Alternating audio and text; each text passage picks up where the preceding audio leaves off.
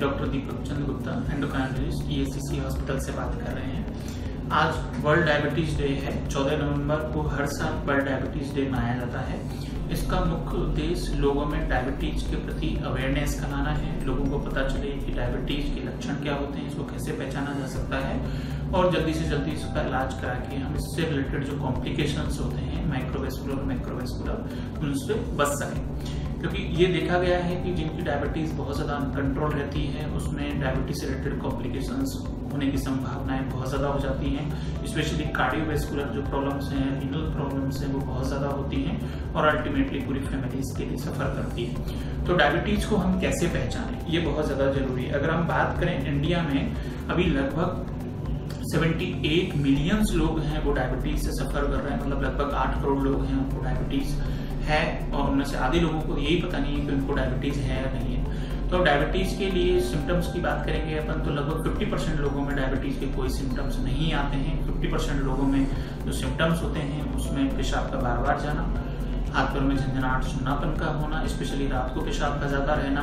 प्यास का ज्यादा लगना, वजन का कम होना, आंखों से देखने में दिक्कत होना, अगर कोई चोट लग जाती है उसको भरने में दिक्कत आना, ये सब चीजें दिक्कतें हो सकती हैं।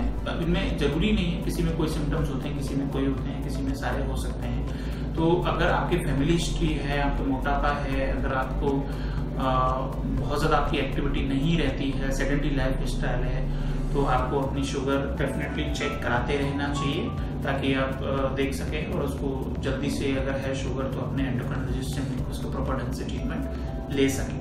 अब डायबिटीज को हम कब कहेंगे कि हमें डायबिटीज है? तो नॉर्मल से ज्यादा शुगर हो जाने को ही हम डायबिटीज कहते हैं। तो हमें पता होना चाहिए नॉर्मल ब्लड शुगर क्या होती है। अगर हम बात करें फास्टिंग ब्लड शुगर की, तो फास्टिंग अगर हमारी 100 से कम है, खाने के 2 घंटे बाद वाली शुगर अगर हमारी 140 से कम है तो हम कहेंगे कि ये आपकी नॉर्मल ब्लड शुगर है। और तीसरा जो टेस्ट होता है वो बहुत इंपॉर्टेंट होता है जो आपका 3 महीने के एवरेज ब्लड शुगर को बताता है, जिसको हम HbA1c कहते हैं। वो अगर आपका 5.7 से कम है, मतलब 5.6 और उससे कम है, तो ये बताता है कि आपको शुगर नहीं है। कभी कभी कुछ दवाइयाँ होती हैं, स्ट्रेस रिलेटेड चीजें होती हैं जिनकी वजह से ट्रांजिएंट ब्लड शुगर आपकी बढ़ सकती है, जिसमें फास्टिंग आपकी बढ़ सकती है, BP बढ़ सकती है, लेकिन HbA1c आपका नॉर्मल रहेगा। तो उस कंडीशन में जब अगर 1-2 रीडिंग आपकी स्लाइटली ज्यादा है उस समय HbA1c करा के देख लें और अगर वो ज्यादा है तो डेफिनेटली डायबिटीज है, वो नहीं है तो इसका मतलब हो सकता है कि ये आपको ऐसे ही कोई इन्फेक्शन या मेडिसिन की वजह से हल्का सा बढ़ गया।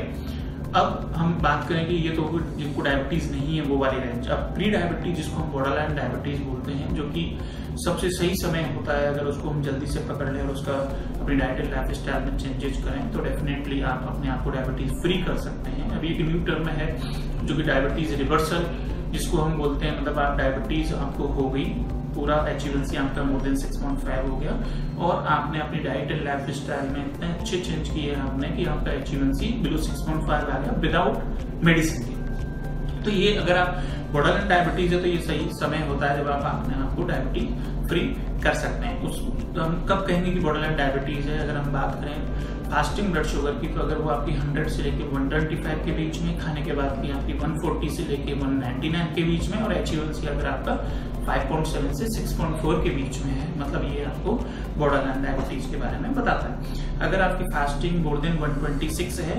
126 या उससे ज्यादा, खाने के बाद की आपकी 200 या उससे ज्यादा और HbA1c आपका 6.5 उससे ज्यादा है, तो ये इंडिकेट करता है कि आपको डायबिटीज हो गई है। तो डायबिटीज हमने देख लिया कि हम कब कहेंगे कि डायबिटीज है, डायबिटीज के लक्षण क्या होते हैं और इसका बर्डन कितना बड़ा है सोसाइटी पे। तो ये डायबिटीज को हम पहचाने और अगर वो आती है तो हम डेफिनेटली हमें उसका प्रॉपर ढंग से इलाज करना है। डायबिटीज से जो मुख्य कॉम्प्लिकेशंस आते हैं जो मैंने बताया आपको कि हाथ पैरों में झंझनाहट जिसको हम न्यूरोपैथी बोलते हैं, कार्डियक का इश्यू सबसे बड़ा रहता है। अगर हम बात करें डायबिटीज वाले पेशेंट 1/3 जो डायबिटिक पेशेंट होते हैं उनमें कार्डियक इशू कुछ ना कुछ होता है। साथ में लगभग एक एज के बाद में 8-10 साल की डायबिटीज के बाद में ऑलमोस्ट 50% लोगों में किडनी की प्रॉब्लम भी आने लगती है। तो इन सब चीजों को हमें सावधानी बरतनी होती है।